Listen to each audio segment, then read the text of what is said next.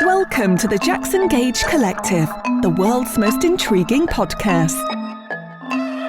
Sent from a galaxy far, far away to bring hope and liberation to the minds of the mentally enslaved people of Earth. Here is your host, Jackson Gage. Hey, what's going on, guys? Welcome to the Jackson Gage Collective. My name is Jackson Gage, and this is my podcast. Thank you for tuning in. I appreciate it. And today I have a guest, a very interesting fellow by the name of Cesar Sanchez on the show. First off, I just wanted to tell you to make sure you go to Spotify and iTunes and subscribe to this podcast. Leave a review and a rating, and I would greatly appreciate it. I also have a YouTube channel where I put up shorts from my podcast, something valuable that I found within each podcast, and that's under Jackson Gage on YouTube. And you can follow me on Instagram at The Increased Life. Follow me, hit me up if you have any questions. And let somebody know about this podcast if you think they may get some value from it or some entertainment. Today's guest is, again, I'll say his name again, Cesar Sanchez. And I met him here in San Diego. He's a mobility coach, and he also has a YouTube channel that we'll talk about. He's a very opinionated fellow when it comes to politics and his views on the world, and which is good these days, right? A lot of people don't stand up for what is right, and that's one of the things that drew me to Cesar, as well as his jiujitsu skills. You know, he was whooping my ass in jiujitsu, and I saw that he was whooping other people's ass, so of course I was drawn to him because, you know, he's a big dude, and I wanted to know his secrets. So we started training together, and very kind human being.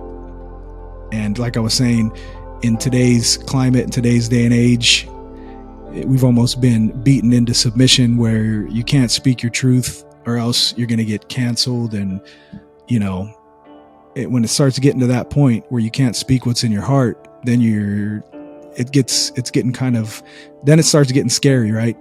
Because then you're getting into free speech and you're getting into, are we under control? What's going on?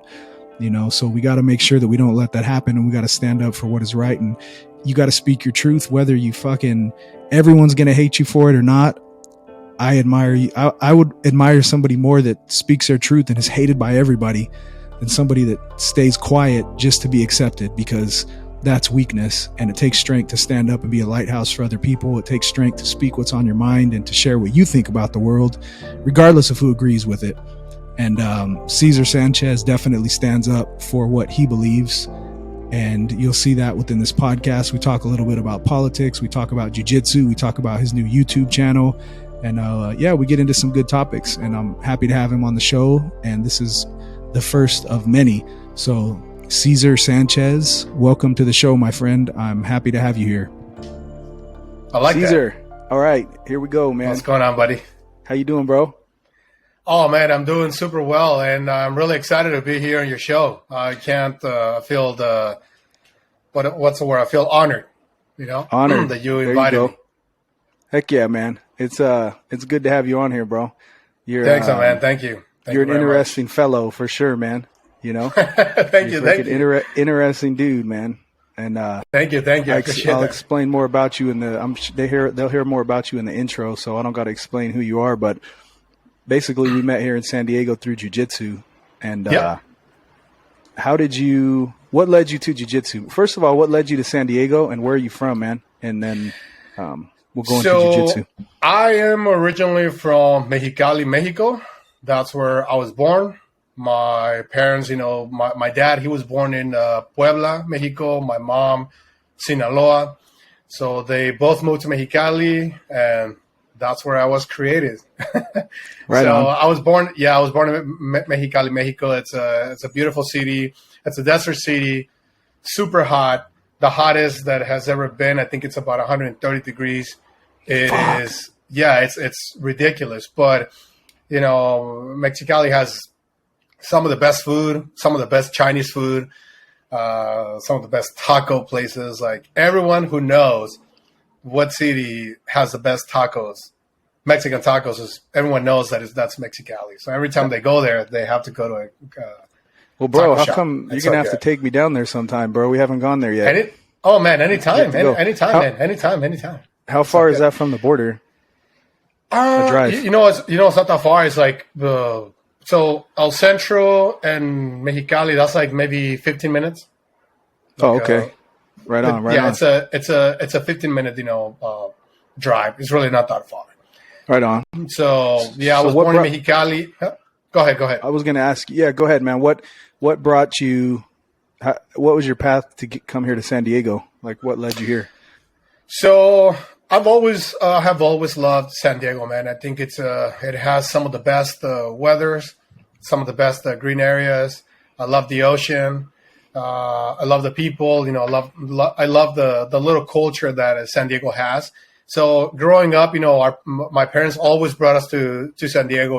Like once a month, we would come to like SeaWorld, we would come to the beach, we would come to Mission Bay. And for me, that was like, man, I'm going to like the best city in the world, right? So I always grew up thinking like, man, San Diego, it would be a dream to live in San Diego. So the reason why I moved over here, it's because I started my practice, my fitness rehab practice back in Central California. But all the courses, all the seminars that I attend, they were here in San Diego. So every time I was coming here, I was like, man, I wish I lived here in San Diego. What would it take to live here? And I always heard that it was hard, that, rent is expensive, that only certain people make it, right? So long story short, I made some really good friends here in San Diego while I was going through certain certifications. And my clients in El Centro would travel to San Diego to see chiropractors, certain medical doctors that I was referring them to. And I was in contact with those doctors, and they would always tell me, hey, man, if you ever decide to move to San Diego, come over here. I can send you some clients. Maybe you can work with some people that I'm currently seeing, patients. And so they kept putting that seed in my brain, right? So one day, things aligned, and the business started to get really tough and rough, and I wasn't sure if I was gonna continue training clients in El Centro because it was really hard to make money. It's like the population is not as big as San Diego. So I said, you know what, I'm gonna take a leap of faith, and I moved here, and it took me about a year to settle, and I built a full-time practice.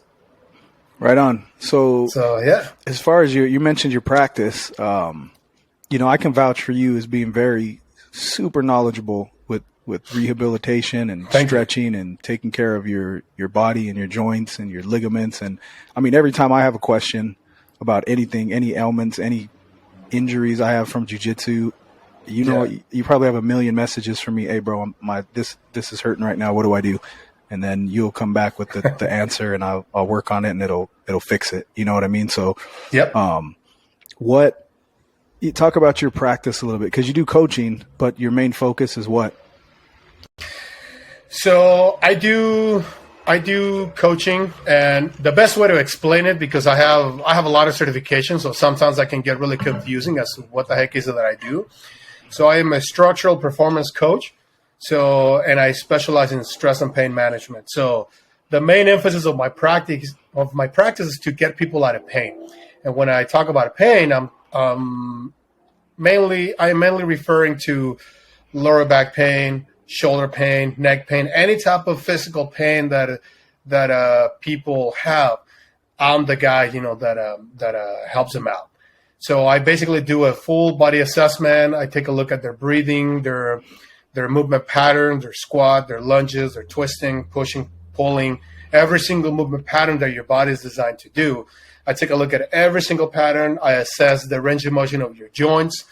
I use about 14 different questionnaires to take to learn more about the person's lifestyle, what they do for a living, how much they sleep, or how much water they drink.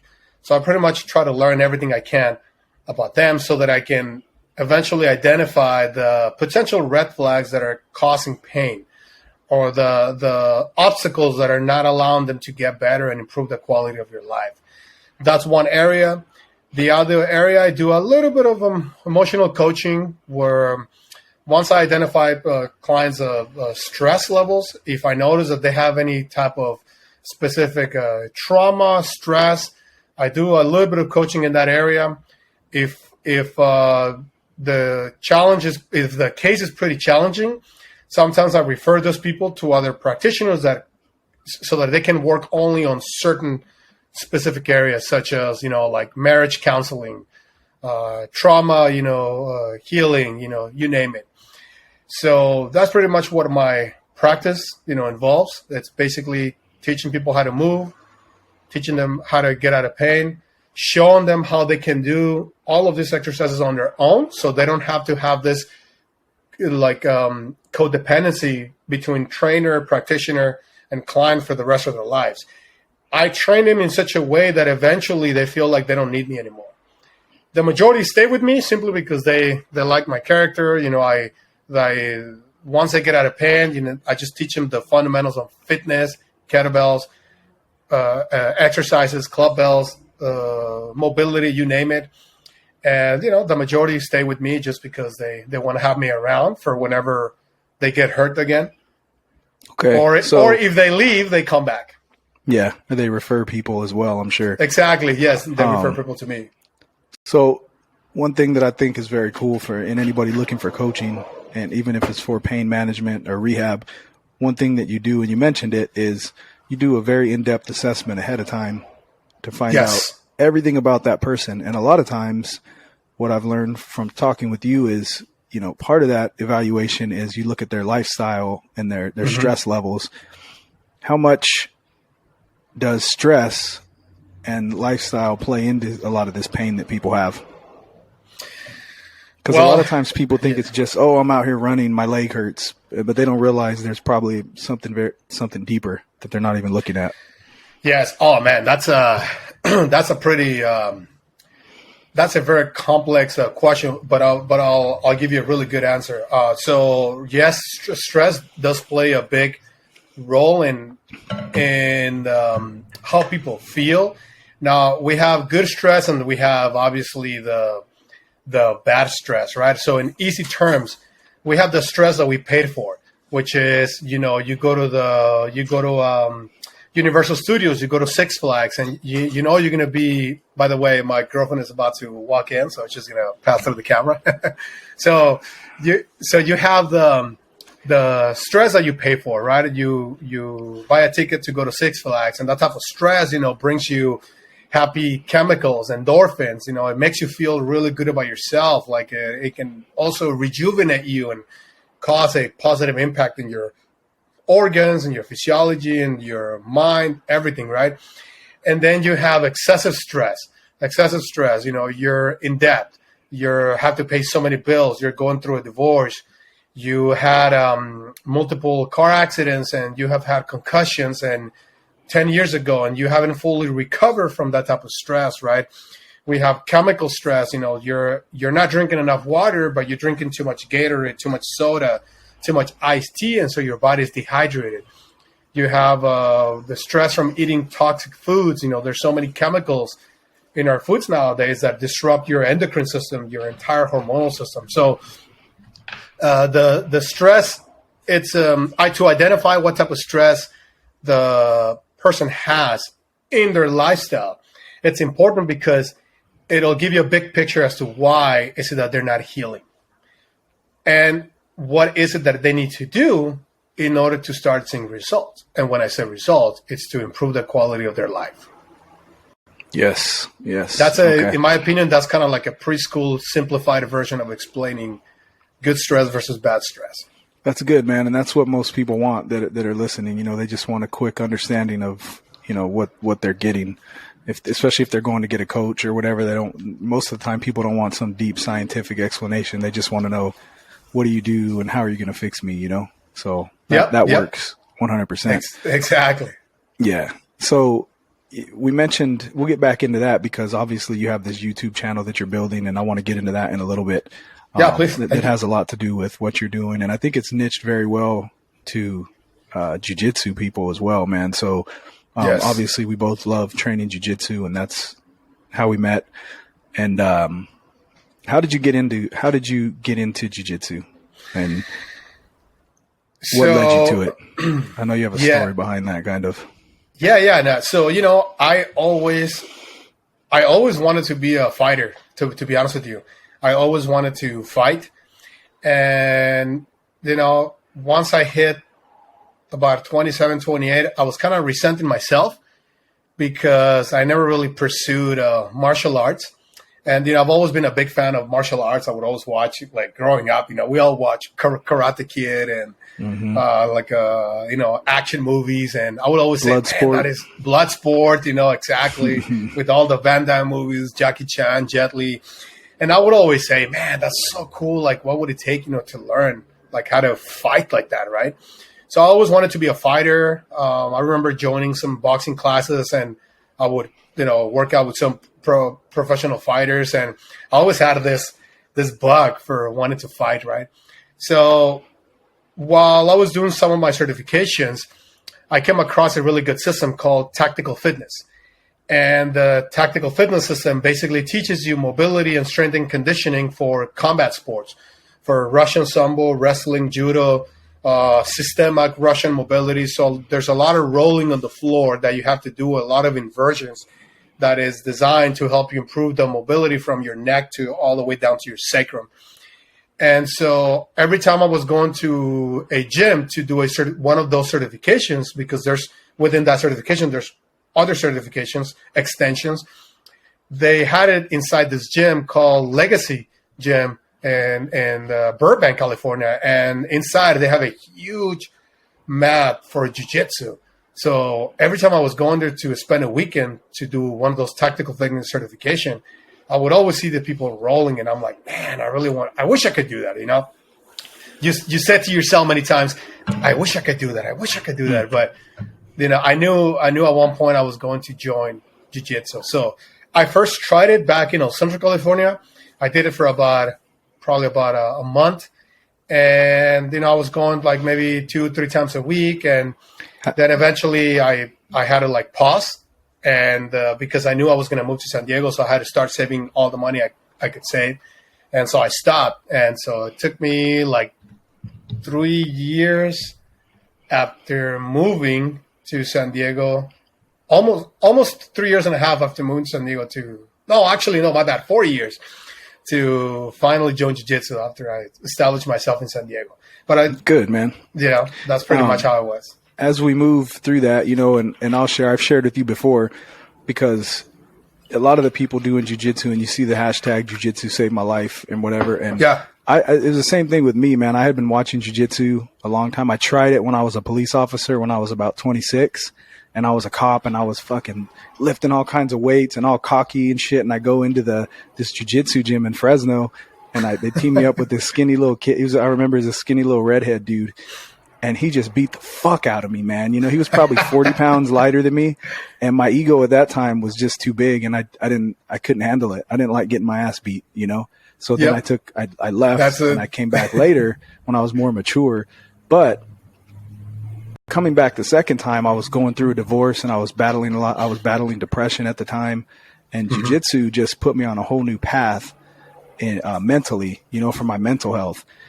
Is there any, I know that you just explained the reason why you went from a fighting standpoint, but I know you've mentioned before that you've battled with depression at some point, and that jiu-jitsu was a huge outlet for you when you started. Would you be able to go into that at all?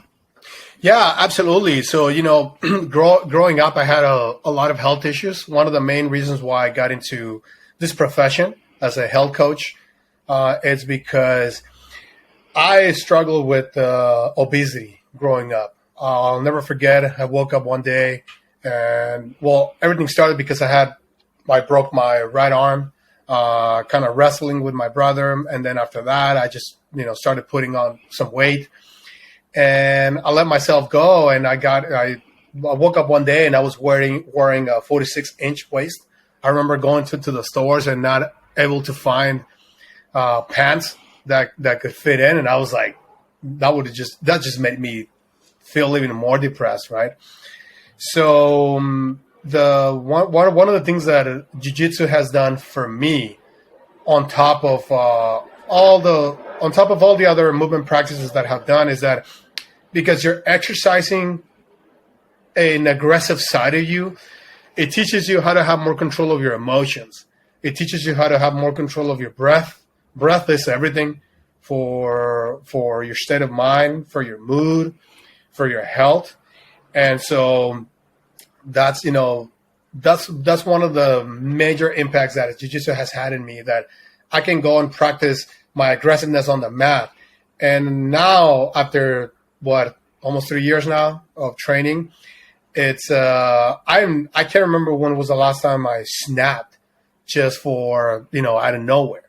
And that is basically because of all the exercise, all the stress that you put yourself when you're on the mat. And how jiu-jitsu teaches you how to control those emotions. Jiu-jitsu teaches you how to stay calm when you're in difficult situations. It basically teaches you how to solve problems at the physical level and mental level. Yes, and then you can take that problem solving and it translates into your life, right? So no Absolutely. matter how and it might even be subconsciously, but you start approaching life differently. The more you train, life becomes kind of easier to navigate. As long as you're continually training. Absolutely. I strongly believe, and I'm sure this will be a topic for another day, maybe today, who knows. I strongly believe that men need to learn how to fight. It doesn't matter what type of martial arts you do. It's important for men to learn martial arts because it teaches them how to, number one, it teaches you a lot about self-defense. Number two, it teaches you how to practice and exercise that aggressiveness that we are naturally we are wired to exude. We are wired basically to fight, and so martial arts teaches you how to control those emotions. Basically teaches you a lot about discipline, teaches you a lot about values. It teaches you a lot about like the old ancient conservatism, that a lot of males now, back in the days, they that's what they would do. At the age of 6, 7 years of age, their parents would put them through martial arts, and then they would grow up to be healthy men with a healthy thinking, with healthier egos. And so that's just my personal belief, that every man should learn how to fight. And of course, you and I, we love jiu-jitsu, so what a better sport than jiu-jitsu to do that, right? Exactly. And the cool thing about jiu-jitsu is, unlike a lot of martial arts that you join, with jiu-jitsu, you get to spar at 100%. There's exactly. You're going 100%. You're not striking each other, but it's intense. When you can get in some intense roles where you're basically trying to submit the other man in front of you, and there's not like we're going 50%. No, we're gonna bump fists and we're gonna fight until one of us give up. Exactly. And that's a beautiful thing about jiu-jitsu that you can't find in all other that not all other martial arts you're gonna find that something like that. So speaking of, I know you have a lot of ideas on different things, and you brought it up right now. So I also believe that men should learn how to defend themselves and fight. It's part of our nature, it's a good way to get your aggression out. And like we said before, keep your mental health where it should be. What is why are there so many males nowadays who don't have that aggression? Who are maybe, because when I look around, man, and you can look around society today, man, and it just seems like, especially Western society, the United States, men are as time goes on, it seems like men are getting softer and softer and less able to defend their families and less able to defend themselves. What is your view on that? Why are men so soft these days, man? Oh man, you're triggering something here, but I'll do my best to explain it in simple terms, right? Give your best Cesar answer. By the way, I love your question, man. They're really good. So thank you. First thing first, I think we have lost a lot of our traditions, especially here in the Western culture. Before, a boy was taught that as you're going through puberty, you are taught, masculine things, right? You have to go hunt, you have to go fish, you have to go and work and provide for your family. You have to be mentally a fighter, You learn how to fight to protect, your family, your spouse, your wife, your kids, etc. And so women were basically taught, more feminine things, that play with the role, right? And nowadays, I feel like your question was why that a lot of males are kind of soft, right? Why is society getting so soft, especially the men? What's your view on that? Yeah. So, and do you think that it's pre-planned? Do you think our society males are purposely being led into being soft by something for some reason? Yes, and for those that are watching this, I would encourage you to look up the subject cultural subversion or ideological subversion. So yes, we have, and I'll do my best not to get political, unless you want me to get political. But hey man, this is the Cesar show, bro. Cool, perfect. Share your thoughts, man. Share whatever you want, bro. Basically, they're trying to weaken men. And the reason why they're weakening men, they're telling us that there is such thing as... Before you get going, that's going to be a good topic. When you say they're trying to weaken men. So I'm talking about whoever is in charge. Let's just call it the elites, the people in power, the government, the people that want to take control of the citizens. They're basically trying to brainwash the culture. Well, they have already achieved that, right? And they're telling us that there is such thing as toxic masculinity. That may be true to an extent, but they're trying to tell us that that every man is wired to be toxic from the moment they're born. They want to do things that boys do. And so they're demonizing them, right? So you like girls too much. That's wrong. There might be something wrong with you. You like to stare at girls. You may be having too much testosterone. Let's soften you by putting chemicals in your food, right? You're showing aggressiveness. Let's tell you to sit down and keep your mouth shut. Don't speak loud. Don't do those things because somebody else is going to get offended. You need to listen to authority, right? When you weaken a culture, especially when you attack the males, it's really easy to brainwash the culture. When you take away masculinity from men, we find a lot of chaos. Why? Because men tend to be a little more logical. Men are leaders. Men have order in their lives, in their homes. And so when you take away masculinity, it's really easy to push other radical ideas such as feminism. And so I'm not against women at all. I love women. You and I have had these conversations. I love women. I grew up in a very healthy family. My mom, I grew up seeing my mom loving my dad and my dad loving my mom. But when the culture is trying to demonize masculinity and they're trying to make it seem like, no, men need to be a little more softer. Men need to get in touch with their emotions all the time. And men need to stop being violent. Men need to stop doing the things that men are wired to do. Then you soften men. And so this is the reason why a lot of males nowadays are going through depression. A lot of males, commit suicide a lot more than women. A lot of males have an alcoholism problem, drug addiction. It's mainly because they're being not just because they're being told to stop being men, but because we are currently suffering from fatherlessness. There's a lot of families nowadays where the dad has been removed from the family, and then you have the mom alone just raising both kids.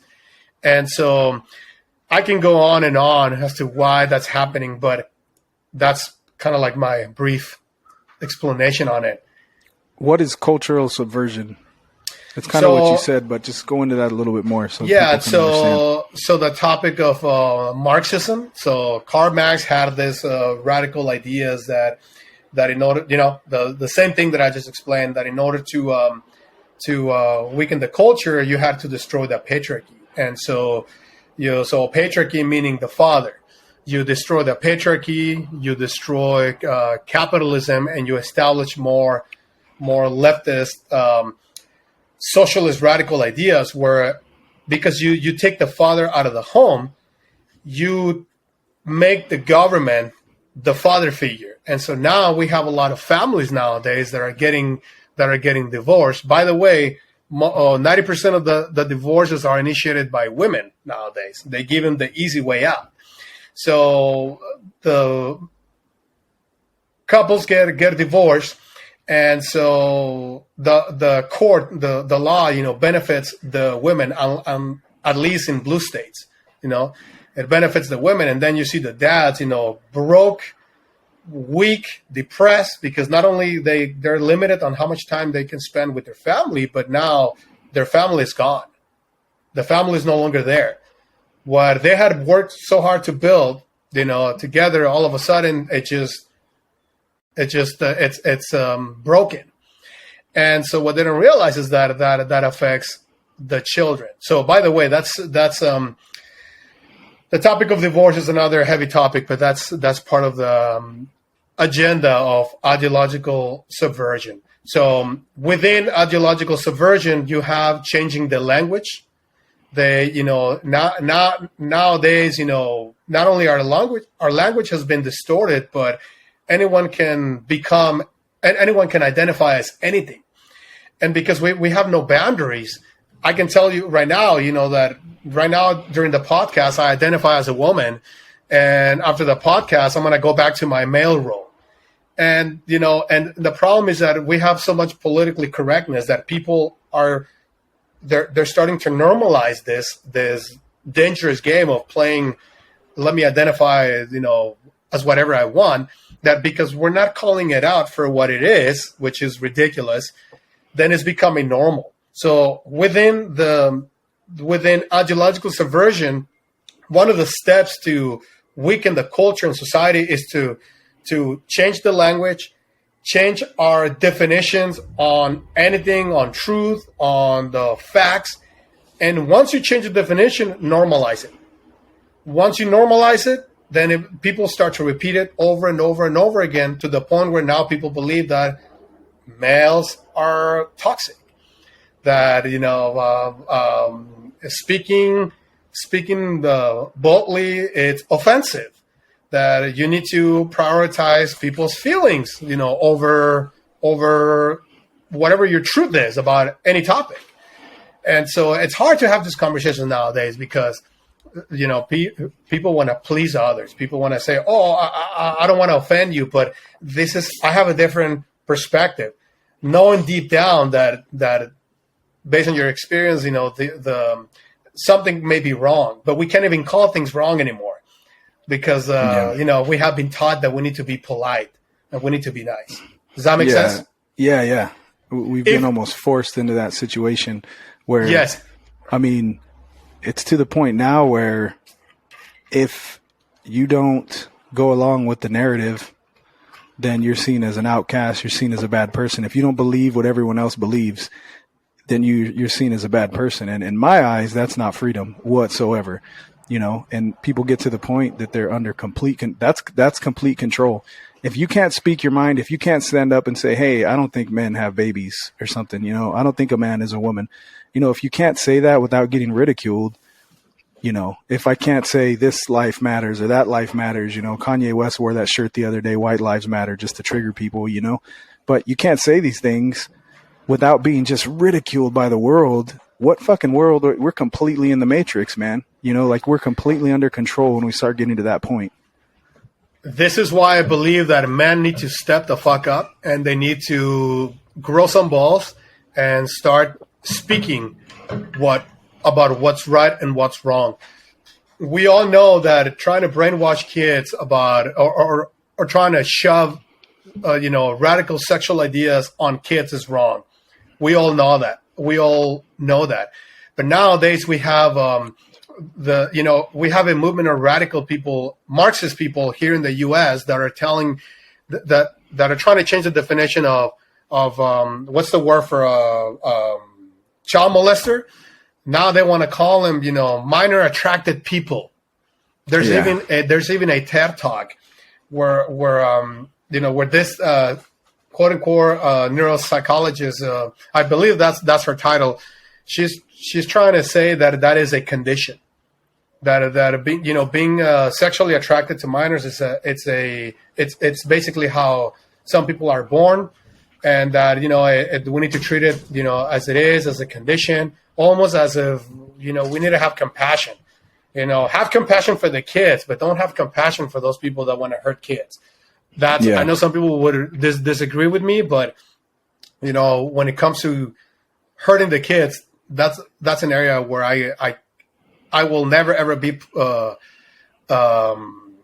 what's the word I'm looking for? Nice. Yeah, I'm gonna say things the way they are. Yeah, exactly.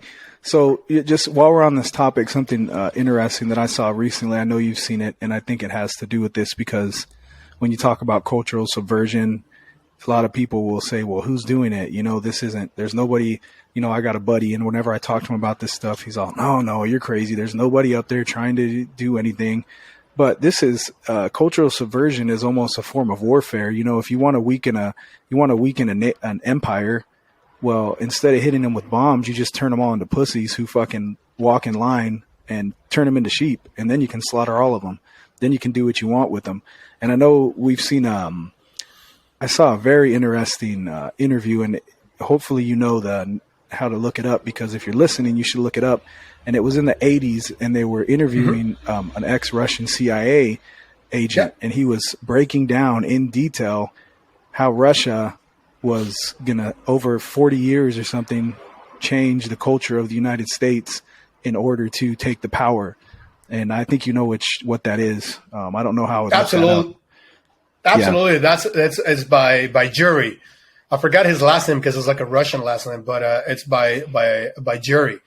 So yes, so he's basically explaining the 4 stages of the ideological subversion, and I'm trying to remember every single step, even though I read him over 100 times. But so basically, it all starts by changing the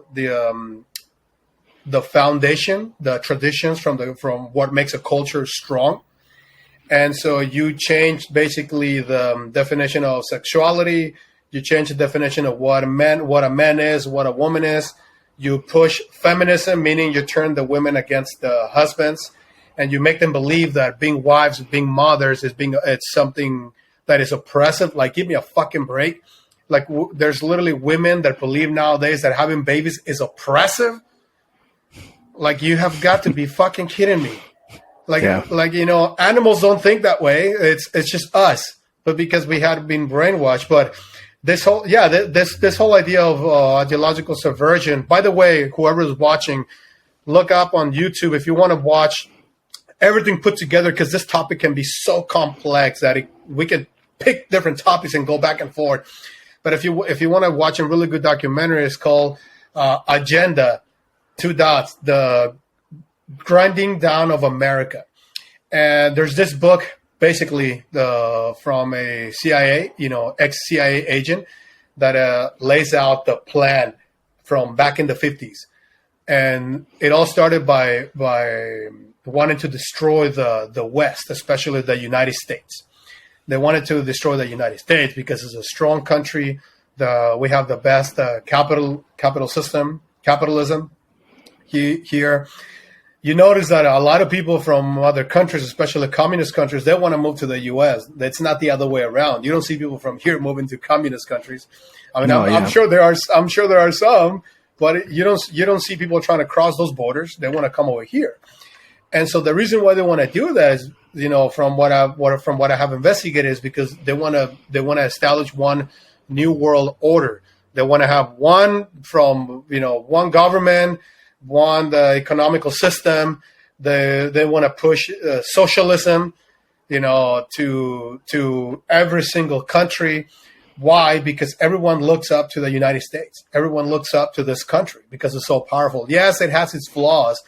I don't think any country is perfect. I don't think any system is perfect. But for the most part, we have the freedom here to basically do whatever the fuck we want. Hell, you can insult the government, you can insult the president, and you can make a movie, you can make a documentary, you can post on social media about it.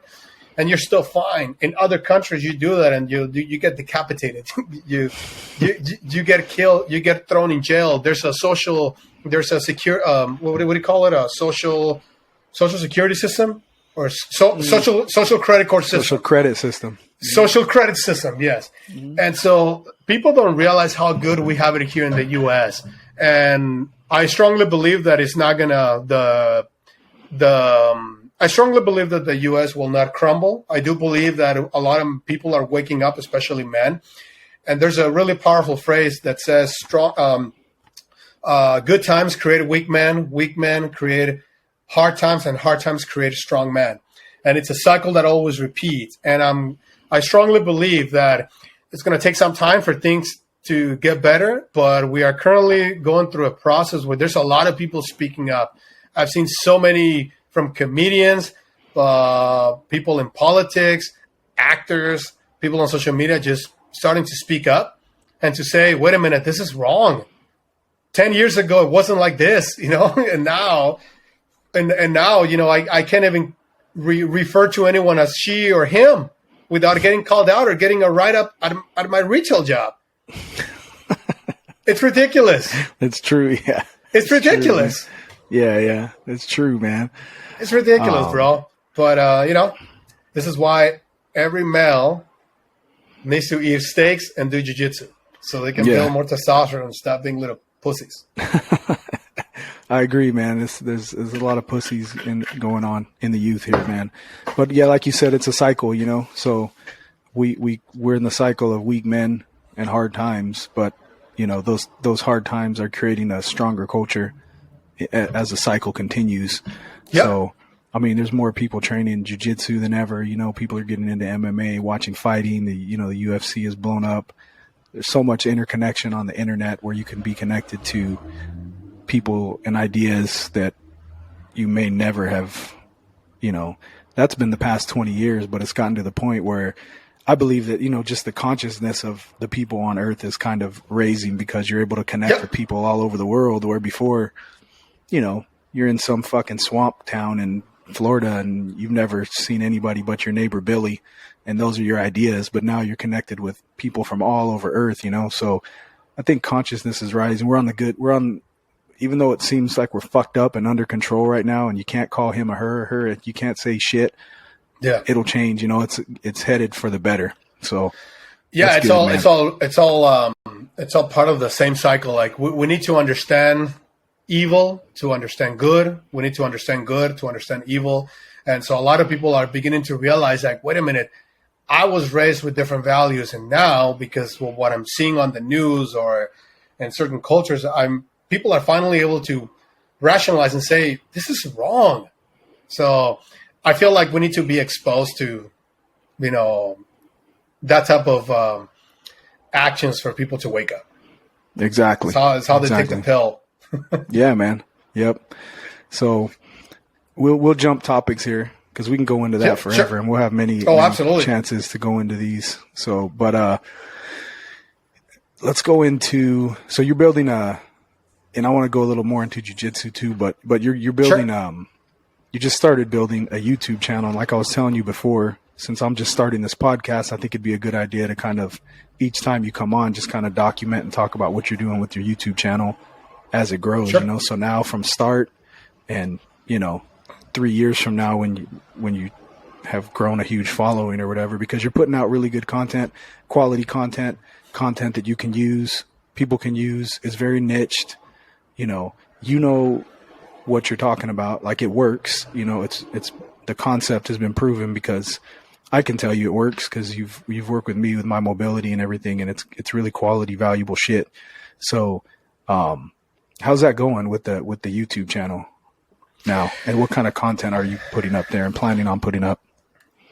I'm having a lot of fun, man. I'm getting this bug for, learning how to edit and how to, record videos. And I'm mainly doing it because I used to be afraid of the camera a long time ago. And now now I'm kind of addicted.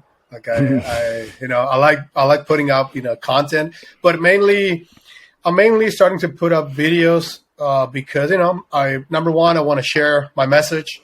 I want to share information that can help others heal their pain. I understand that not every person can afford hiring a coach. Not every person can afford, paying for expensive services. So by me sharing the videos, I'm kind of sharing all the things that I learned throughout my journey of fixing my own health issues, back pain, shoulder problems. And I'm going to be sharing, pieces of information just so that people hopefully can find me. And, at the same time, when I started to put the videos too, because some of the doctors that I collaborate with, they have been kind of pushing me to do that for a while. And they're like, hey, man, we need some videos of you doing some exercises for some of my patients so that I can also refer them to you. So I figured, you know what? I think it's time to do it. So I built a YouTube channel called MovewithCesar. That's my brand. That's, by the way, shout out to Dr. Bo. He's the one that helped me to, establish a name a long time ago. He's kind of like the godfather of that name, because we were talking one time about having a social media platform, and he said, yeah, you should have you should put yourself under Move with Caesar. And I was like, oh, cool, that sounds kind of cliche, but yeah, I think I can do that. I dig it. I dig it. So yeah, it works, it works. Mm-hmm. It's a lot easier to find me. And it's funny because I typed in Move with Caesar and I don't think there's anybody else. So I was like, okay, this works. So for also right now, your Instagram as well, Move with Caesar. Yes, my Instagram is also Move with Caesar. And so for right now, I'm going to be sharing a lot of mobility videos to teach people how to mobilize from head to toes. Here and there, I'm going to throw in a few myofascial release videos where people are going to learn how to use tools such as lacrosse balls, PVC pipes, medicine balls, and they're going to use that to release tight muscles, right? And hopefully get out of pain. I also one of my purpose with having the YouTube account is because I want to be able to infuse my practice. Well, I'm already doing that, but I want to be able to infuse and throw in jiu-jitsu videos. And just, like you said, document my journey. How is it that I'm using this type of mobility exercises to improve my jiu-jitsu, to heal from some of the injuries that I've had. And so, I just want to grow a platform, and let's see where that takes me. I'm not so concerned right now with wanting to make money with the videos at all, but I just want to be able to create a platform, share a lot of content. And, let's see what opportunities, come up there. Present themselves. Yeah. Yeah. Definitely check out his YouTube channel. Especially if you're doing jiu-jitsu. I mean, anybody who's looking for mobility, but the first little series you put out was on reducing back pain. And I know that back pain is, a lot of people need to know how to do that. And, from what I've seen, cause I've been on a search and I've been dealing with back pain for about 12, 15 years. And there's not one remedy to that. I've gotten MRIs and, I've had to go down this deep rabbit hole of research to figure out a lot of this stuff. And you realize, well, man, my lower back hurts, but it's just the instability and the fucking tightness, and it's the rest of my body that's causing it. It's not my back that's causing it. There's a lot of tightness everywhere else.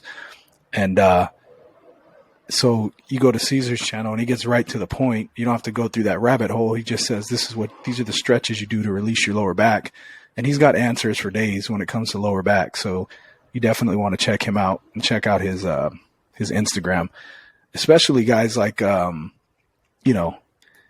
35 and up who are doing jiu-jitsu. That's huge, man. Let's do this. What advice would you have if you had, we'll kind of broaden it here.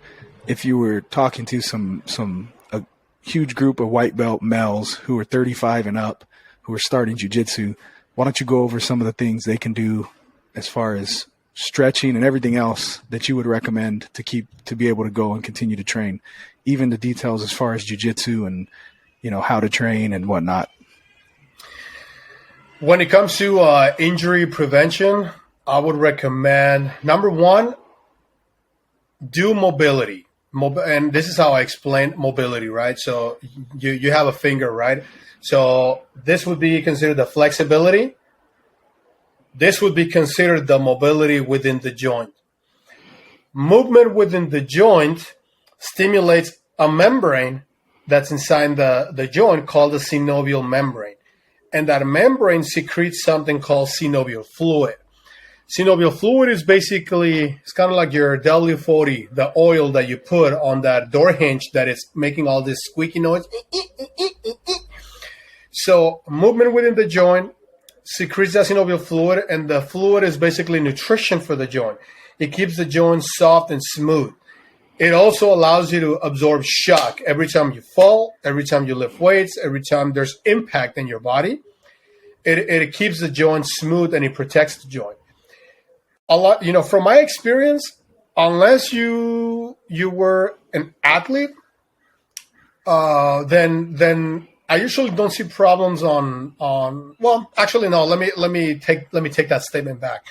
So, even athletes, after 30 years of age, they start to deal with aches and pains, and that's usually a sign that they haven't really been mobilizing and stretching properly. Now, there's a lot of in the fitness industry, unfortunately, like every other industry, there's a lot of dogmas of people saying that stretching is not good, stretching is good, stretching is bad when, stretching is good when. So I like the topic of mobility because it's a combination of stretching and movement. So muscles are thermogenic. They respond to heat. So think about this. If you go to a sauna and all of a sudden you start sweating, you realize that the tightness in your back is usually not there because there's already blood flow getting to that area, right? So mobility warms up the joints and the muscles in a way that the muscles become more malleable and they're prepared for the impact, for the workouts, for grappling, for jiu-jitsu. And so what I've noticed in a lot of guys over 30 and even over 40 is that they go and do jiu-jitsu, they never mobilize, they never stretch after a session, and they do all this crazy rolls and their muscles are tight. They walk out of the gym, they go home, shower, eat, they never stretch, and then they wake up the next day with aches and pains. And that's because the muscles are adapting into a shortened length. So mobility is basically how you restore that length-tension relationship of your muscle. So you have a muscle fiber, and every time you're contracting a muscle, whether it is through jiu-jitsu or a fitness class, the muscles are doing this. So when you shorten the muscles and you're doing all this ass-kicking workouts, at the end of the workout, the muscles are tight, and you need to open them up in order to restore that length-tension relationship. Imagine what happens when you do this over and over again, and for years, you never do this. So you begin to morph into this ugly postures and positions because your muscles keep pulling your joints downward and forward. And so hence why the people start to deal with aches and pains. So mobility is what opens up the doors for people to move more freely and to enjoy life without pain. Would you say that it's important to stretch before class and after? And if so, how long should they stretch before and after? So that's a really good question because there's some people that have gotten injured while stretching, and there's some other people that are benefiting from stretching. They feel some really good results. From what I've learned, this has been my conclusion, and I'm not the only one who says this. There's a lot of professionals out there that say this. When your body's cold, don't stretch the muscle while the body is cold, meaning don't hold a static stretch. Why? Because your circulatory system is not on. It's not moving blood flow and oxygen throughout the muscle. You need to heat up the engine. It's like when you wake up in the morning and it's really cold and you need to turn on the engine and just warm up the motor, right? Like you want to do that for at least 5 minutes? So mobility, that dynamic mobility or dynamic stretching before a workout is ideal to turn on the temperature of your body, change the temperature of your body. After a workout, when the muscles are all beat up and they have like micro tears and they're so tight, then it's good to do a static stretch because the muscle has already blood and has already nutrients. And so stretching it's ideal. So in other words, dynamic stretching before workout, static stretch after a workout. That has been, in my opinion, from what I've found, that has been the best formula. And out of all the people that I've taught this, I haven't seen a single person getting hurt following that formula. Okay, so dynamic stretching before, Yes. static stretching after Yes. training, workout. So how long would you put into each before, say you're going to go train jiu-jitsu? How long would you put into your dynamic stretching and to your post-workout stretch? And then what is just a quick example of dynamic stretching as opposed to static stretching for those that don't know?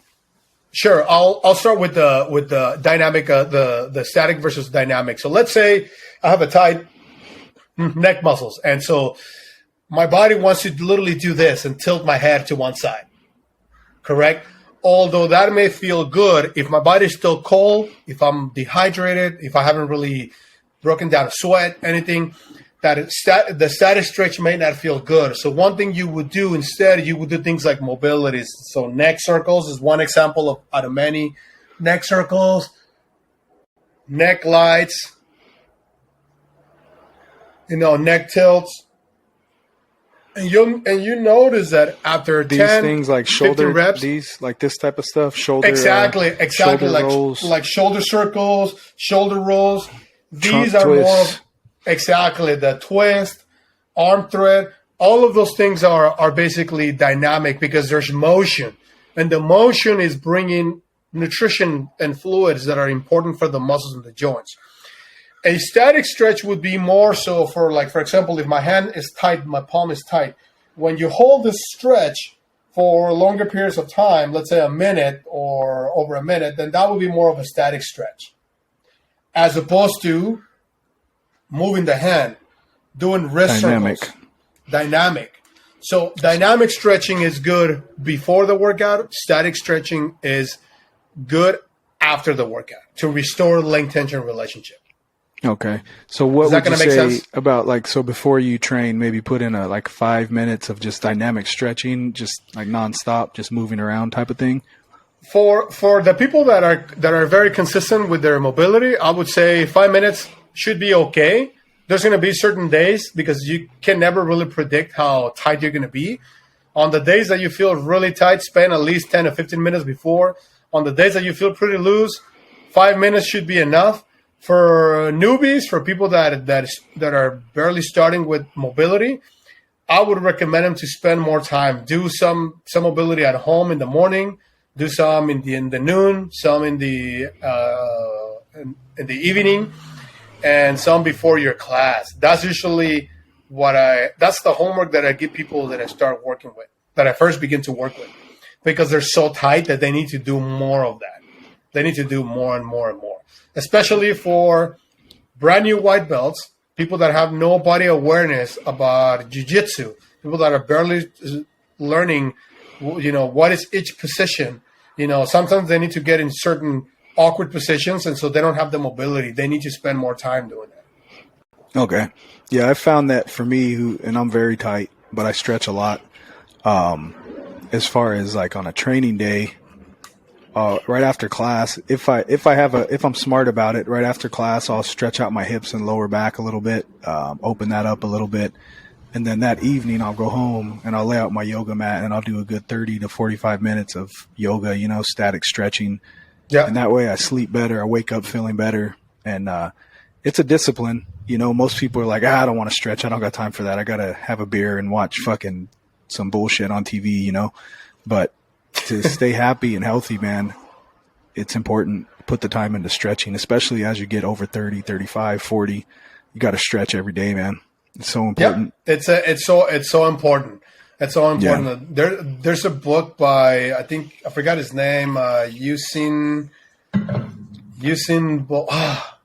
the name of the author, but the title of the book is called Movement is Life, and basically talks about the old way of practicing bodybuilding. Bodybuilding back in the days was about health, was about natural physique, was about nurturing your body properly, was about stretching.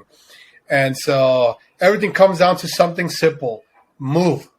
Stop sitting down too much. If you sit down for an hour, move your lower back. Stand up and do some hip circles. Stand up and do some neck circles. If you spend too much time flexing at the spine, do some exercises where you're extending to compensate for that movement.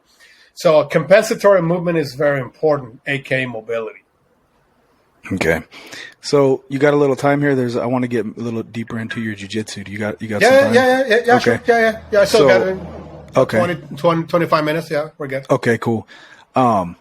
So when I first ran into you was through social media because I was training. We have our professor was teaching at two different schools, North Park Jiu-Jitsu in North Park here in San Diego, and then also Stronghold in Point Loma. Shout out to Mike Kusi. And so I see what happens at the North Park school, and I saw you who's competing, and you're like you're pretty menacing, dude. You're good. What are you, 6'1", 2 something? Last time I checked, I'm 6'1". And what do you weigh? Right now, I am at 220. I got a little juice in me, but it's all love. Yeah. So I'm watching Cesar. He's competing and doing his thing, and anytime you want to get better at something, whatever it is that you're involved in, anything that you do, you want to find other people who are passionate about it, other people who are good at it, other people who are better than you at it. And then you want to connect with them, because it's like, that's success 101, right? And so I'm like, I got to go roll with this dude. I got to meet this dude. And somehow or another, we ran into each other at Stronghold, and then we started training together. And, I was watching you roll, and I noticed that your technique was very good, especially for a big dude. And also your mobility, of course, and everything. And so then I was like, what the fuck are you doing? I roll with you, and I noticed that you're very technical, even the smallest fundamental details at the time. And so, of course, I'm like, all right, motherfucker, let's hang out after class. Let me start drilling with you. What the fuck are you doing? What's going on here? And I started drilling with Cesar. We were drilling a couple times a week, and my game got a lot better, a lot quicker. Because I started focusing on things that were good for me, I'm not huge, but I'm 6 foot, 210, athletic build and shit. So I'm not a small guy. And, I started getting a lot better. There's guys that you're getting better when the guys you always roll with are saying like, what the fuck are you doing, man? When did you learn that pass? When did you start passing like that? What's going on? What do you, I'm like, I'm not going to tell you, but me and Cesar have been training. And, so you have been training under two professors. You're training under Mike Kusi, who's a fucking wizard, right? Mike, all praise to Mike. A lot of love and respect for Mike. Mike's an excellent dude all around. Mike Great is the best, fucking man. dude. Yeah, I love Mike, man. He's a good guy. If you're in San Diego, visit North Park Jiu-Jitsu, and any question you have, Mike will have an answer for you, and then what you did was you started training with Mike's professor as well. Yeah. So can you kind of go into that a little bit? And of course. So Mike's still Hold on, before you go into that, what I want to add is the jiu-jitsu that you've been learning and that you are able to dominate a lot of people with would be considered, in some cases, jiu-jitsu older and bigger guys can use. You're not using as much energy, and you're able to just use your small amount of energy and a lot of leverage and excellent technique to dominate. So kind of go into that story behind that. Yeah, of course. Everything comes down to, I love to learn things that work and that are very efficient. So first and foremost, I think I train under 3 instructors, and starting with Mike. Mike is my main professor. He's the one that promoted me to blue belt, and I shout outs to Mike. Mike is a wizard. I strongly believe, Mike inspired me to really learn a lot about jiu-jitsu because he weights 160 something, maybe 170. I can somewhere in there, maybe somewhere in there. And he can play the small game and the big man game. And so when I first started doing privates with Mike, back in my white belt times, I was like, damn, like he knows a lot. And so I would just literally just go to his classes. Then eventually I started training with, I started going to Big Jim's class. Big Jim was the one that introduced me. Now, Big Jim is a 6'4", 6'5", big dude, black belt, very technical. Under Mike. And he's one of Mike's under black Mike, belts, yes. right? Yeah. No. He's under he's Roy, under actually. Roy Harris. He's Okay. under Roy. He got his belt under Roy. Oh, yeah, But, okay. Yeah, but Mike and Jim are basically under Roy. So Okay. Eventually I started doing some privates with Big Jim because Big Jim is all about fundamentals. And so he started helping me prepare for my first competition that I ever did as a white belt. And I noticed, he put me through the test. He says, let's check your fundamentals. And he saw that I had a big gap. He said, he asked me to do, I'll never forget. He said, show me 2 sweeps from the close guard. And I was like, I don't know, but I know some sweep from the spider guard. And I could see how he just went like, wow, like you need to know some fundamental stuff. So he started teaching me some of his games, some of what he does. And I noticed that it started to work against, at that time, started to work against purple belts. I was like, oh, damn, I can make this work against purple belts. That's pretty sick. And every time I would ask him, like, where did you learn this? He's like, that's all Roy Harris system. That's all Roy Harris system. And I was like, Roy? Okay.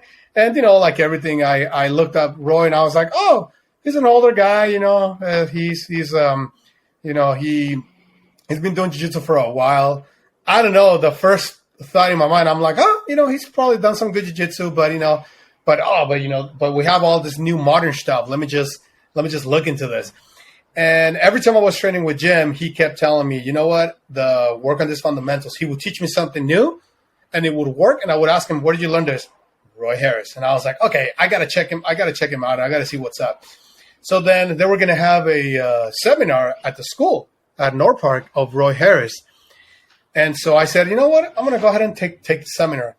And so, man, that seminar changed my way of thinking about training because Roy said something so bold that I'll never forget. He's talking about how he's trained, the people that he trains build skill set, and that he's not really a technique guy. He's more of a training method guy, meaning that he grabs a few techniques, he looks at the component of every single technique, breaks down every component, strengthens every component, adds training method in every component of every technique. Let's say an example, an Americana lock. And then once he strengthens those components, he puts the technique back together. And so that guy, he can mount you and do a basic Americana. He can mount you, do a basic head and arm choke. He can do a basic wrist lock, regardless of how advanced your jiu-jitsu is. And so he was telling the story of this blue belt that he has under him, that he started to pass the guard of a 3rd-degree black belt in his gym. And I was like, what the hell? Like a blue belt doing that to a 3rd-degree black belt? I'm like, man, that sounds really that sounds kind of arrogant, Sounds very bald. But he said it with so much confidence. And, we took the seminar. I thought it was a really cool seminar. And so after that, I investigated where else he was going to have seminars. So I went to 3 more of his seminars. And every time I was coming back from those seminars, I would apply that information to here at North Park. And I noticed that the people that used to toss me around, they used to murder me on the mats. All of a sudden, I was on top. I was dominating a little bit more. And I was like, it can't be that easy. Come on. It's like, I can't believe it, So that was kind of like my introduction to Roy Harris. And so, yes, I trained twice. Well, sometimes 3 times because I help him record some videos. But everything he's taught me, I use it. And his system is basically for longevity. It's not as exciting to watch. It's more basic fundamentals to the point. But the main purpose is to reduce the amount of injuries. So, yeah, I'm basically learning something that Mike knows because he was under him. And so Jim knows as well because he got his belt through Roy. And Roy is just sharing information. And he loves to hear those stories when I tell him that I was able to use some of his stuff against higher belts. Yeah. It's so fun. It's so fun. And he has, if you guys are interested, it's a good system for, 35 and up, 40 and up. He almost builds his system for that. He has apps. If you go to the app store, just look up Roy Harris apps, and he has, what is it called, 40 and up or something? So he has a lot of apps. He has a lot of apps, yeah. Yeah, but his main app is the BJJ over 40.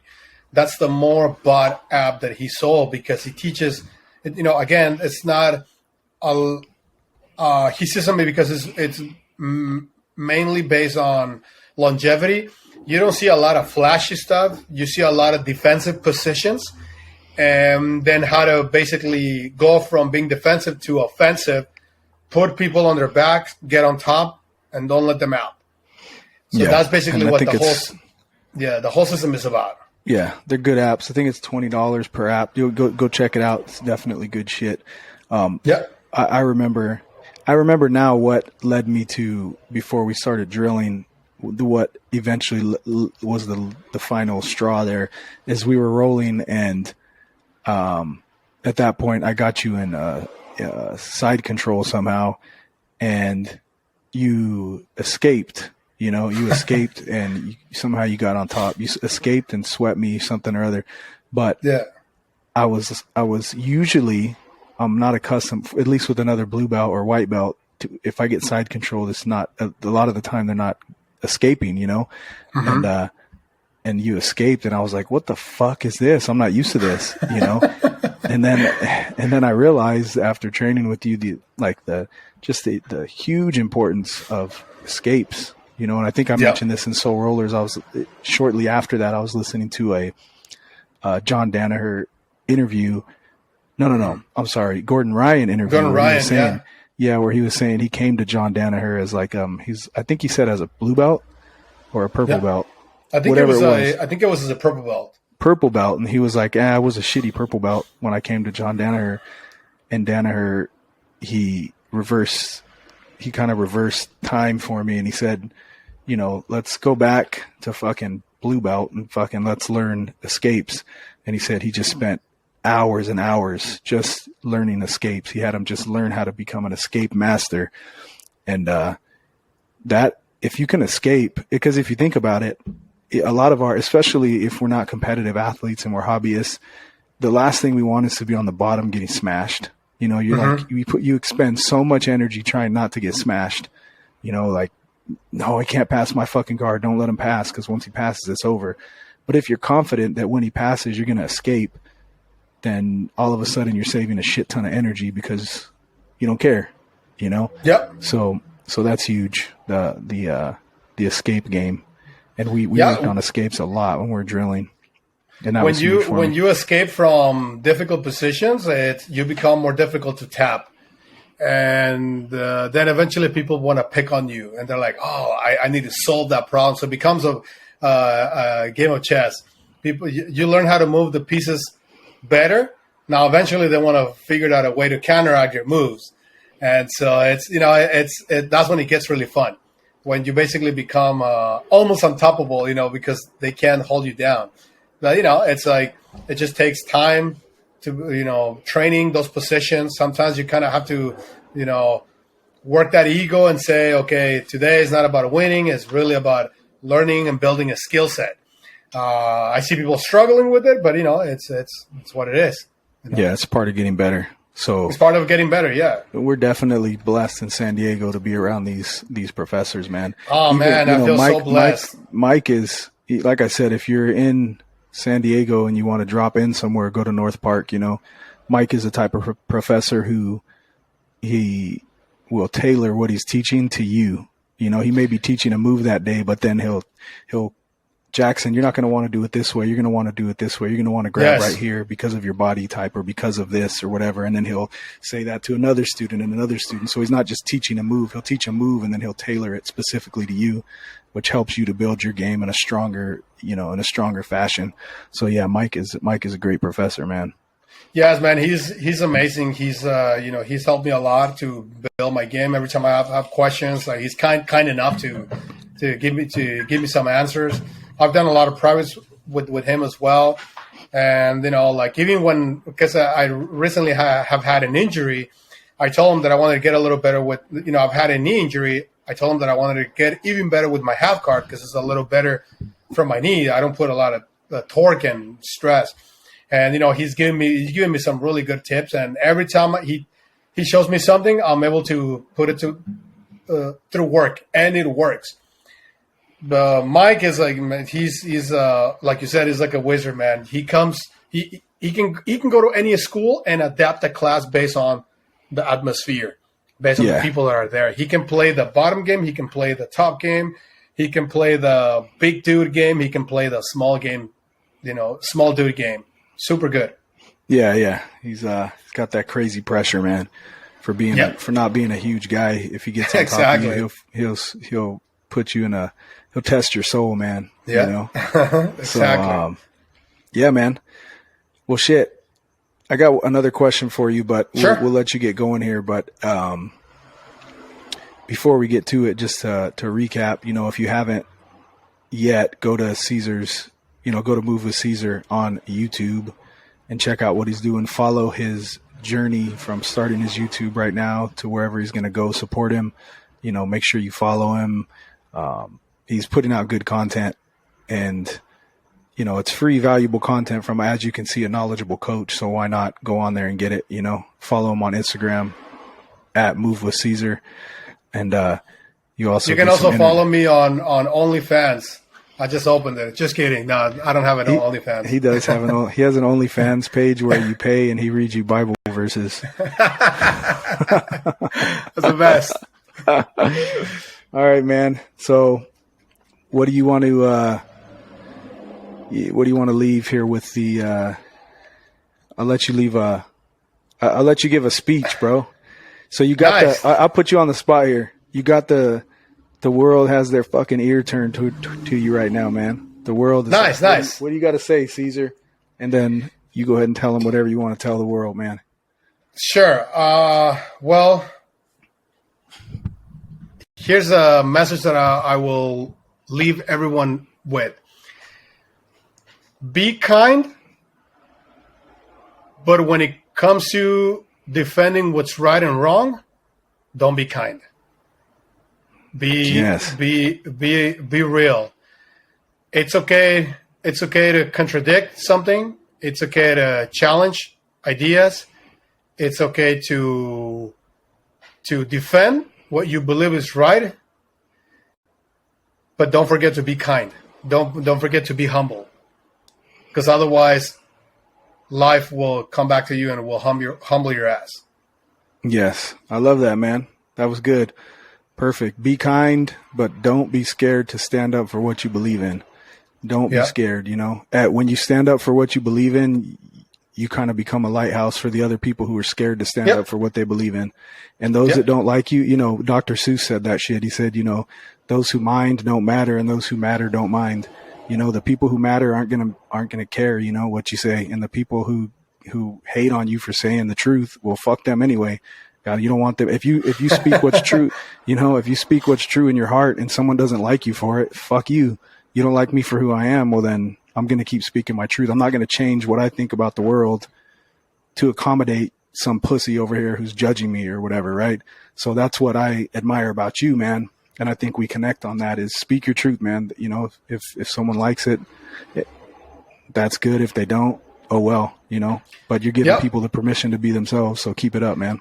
Like the quote, thank you. Like the quote says, people's opinions are like assholes. Everyone has an asshole and they don't smell very well. Yeah. So speak up, speak whatever you define as truth, and don't be afraid. If you're wrong, then who cares? Just speak up. At one point, you might have to change your ideas. You might change your beliefs, and that's okay. But don't be afraid to speak up because you think that some other people are going to judge you. Exactly. As long as you're not changing your ideas to accommodate somebody else's weak character, speak it, be yourself. Absolutely. Share your shit with the world, man. So Cesar, yeah. Amen. Yes, sir. All I'll let you get to your Bible study, bro. Let's. Thank you. I will. Yes. I'll pray for you tonight. Yes, thank you. Thank you. We'll have So another as you can podcast. see right here, God first. God first, man. No matter Yes. what. And we have some deep conversations on that too, because I also believe in God, but we have different beliefs. But it's a deep We'll have another podcast where we just talk about God. And Absolutely. Conflicting ideas, and you can just listen. So Yeah, we're probably going to stop being friends other. after that. What's that? I said we're probably going to stop being friends after that. I'm just kidding. That's all right. That's a joke. We will never end a friendship over some ideas. Yeah, never. It's always good to speak. It's always good to contradict each other. There's nothing wrong with it. People can learn from different perspectives. I'm sure I've made mistakes. I'm sure he's made mistakes where sometimes we believe in something so much to the point where we push it. We want to shove it down on people's throat. But it's okay to rectify things. It's okay to defend your beliefs as well. That's all I gotta say. And nowadays it's almost like you can't have a cordial conversation if you don't believe the same shit. So I want to be an example of that. Yeah, we don't have to believe the same thing. We can be good friends and be kind and still converse, because that's how we learn and get better. And that's how we help the people around us learn. If we're not having these conversations, how the fuck are we learning? If we're just going with what's being told to us, or trying to keep quiet so we don't offend anybody, that's how we fall down as a people, man. So absolutely. Yes, sir. Amen. Absolutely. Amen, man. That's a cool podcast space that you have there. Thanks, man. Podcast, man. I look forward to coming back here and many more times. Yeah, we'll do this often. You'll be a regular on the show, man. So this is Cesar episode number 1, and we'll have some more. Anytime you want to come on, and if not, I'll have you on either way.